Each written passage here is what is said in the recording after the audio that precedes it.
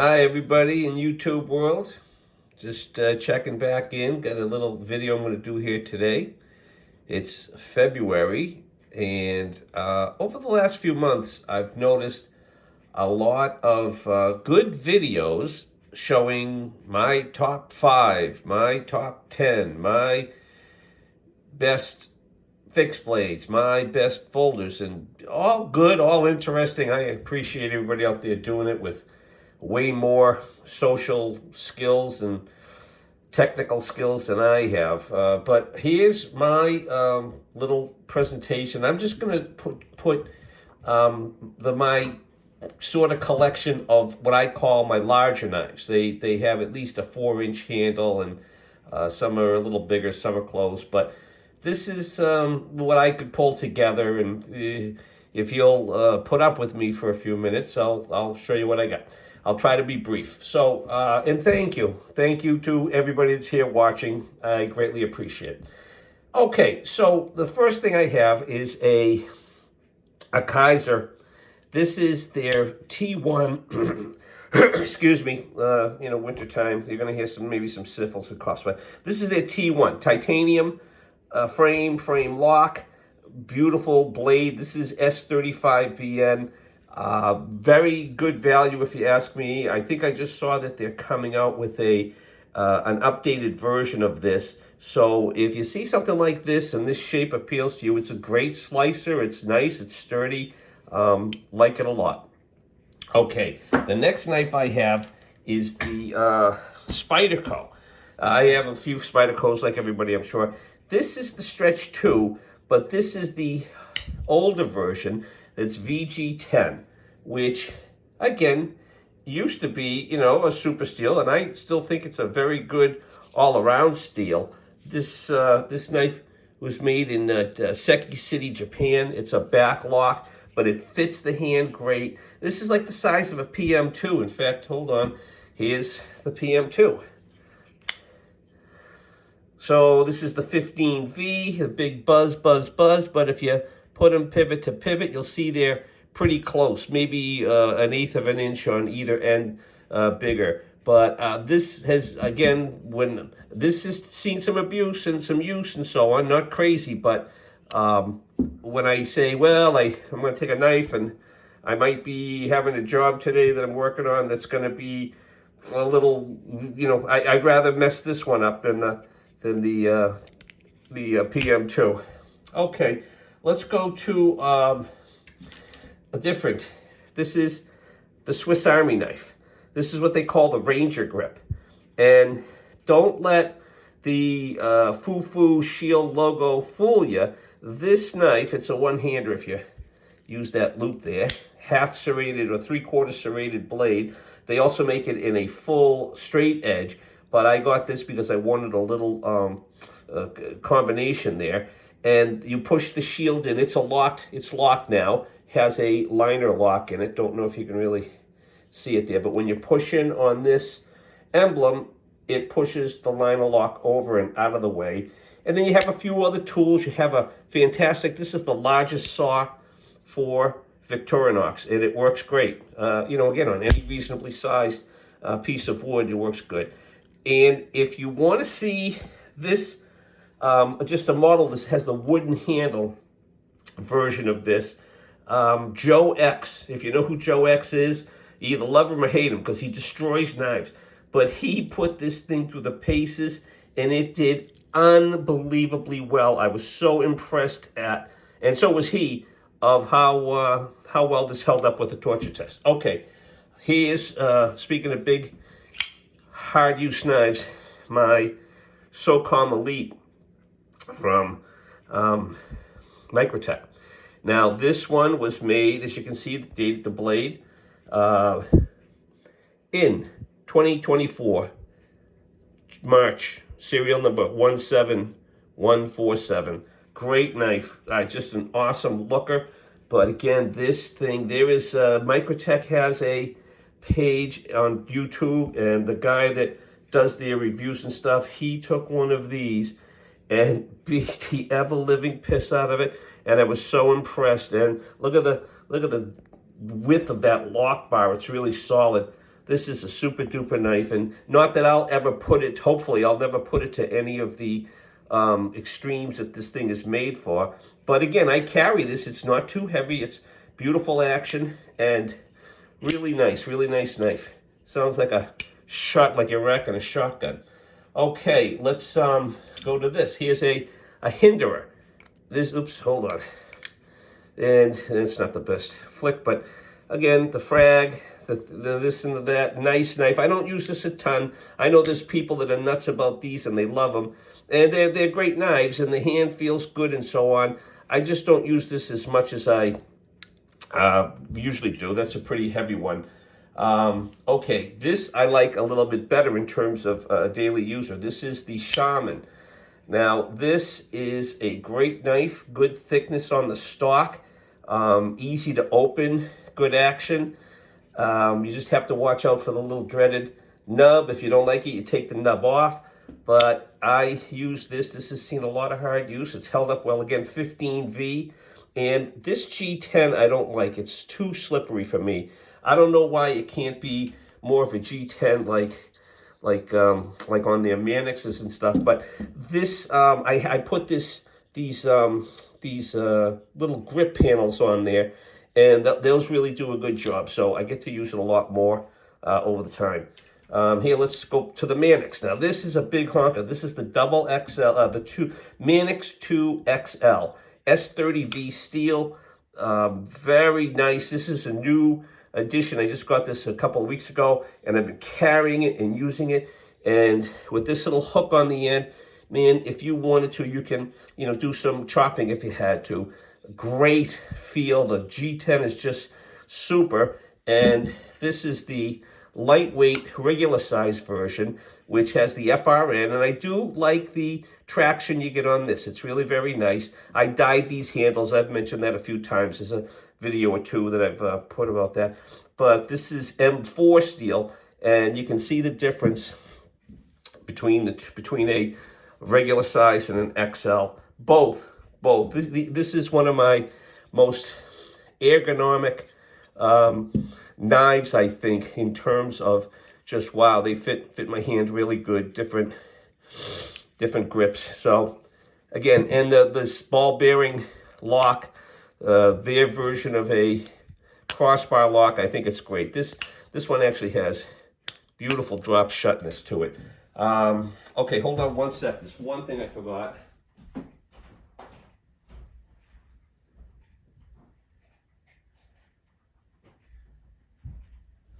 Okay, I'm coming back. Again, what did I tell you? Not a lot of good production value on my stuff. Okay, this is a great knife by Spartan. This is the Harsey folder, the regular size. They make a smaller version of this too. But this is S45VN. They're making these in Magna Cut. Look, I gotta even reach down to get it in frame. They're making them with Magna Cut steel now.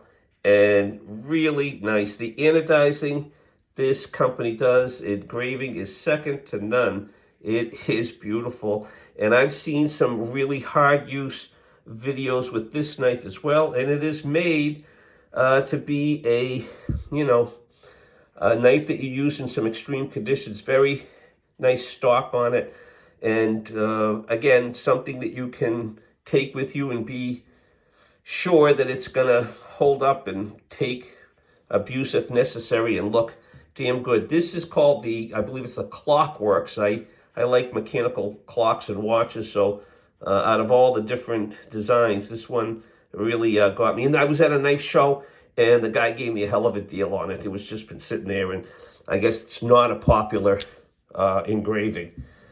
Okay, this is a beauty. I just made a video on this a little while ago. This is by Fox Knives. Again, a tactical style knife. I don't want to use that word because I'm not a tactical guy at all. But when I have a knife and I say, boy, it's made for tactical applications, this, again, it'll take abuse. It can take pounding. If I'm going to have a day where I know I'm going to be doing some different things, I want to take something that I know won't fail. And this is designed by Bob Terzuola. Terzuola, I think is his last name. That's how you spell it right there. His dragon head logo. And this is a flat grind. I called it a hollow grind in my unboxing video, which was incorrect, I've come to find out. But this guy, Bob, is a legend in the knife industry. Again, listen to my other video about that. But I'll tell you quickly, he basically was the first guy to put a thumb disc on a blade. So, beautiful knife. Mike Carter, they also make it in black. And then they have a titanium version, but just a super all-around knife for a big carry. All right, here is my biggest, strangest blade shape knife. This is the Grimsmo, the Norseman. I'm sure many have seen it. This, again, the more you carry this, the better it performs. Great grinding, very unique, polarizing blade shape.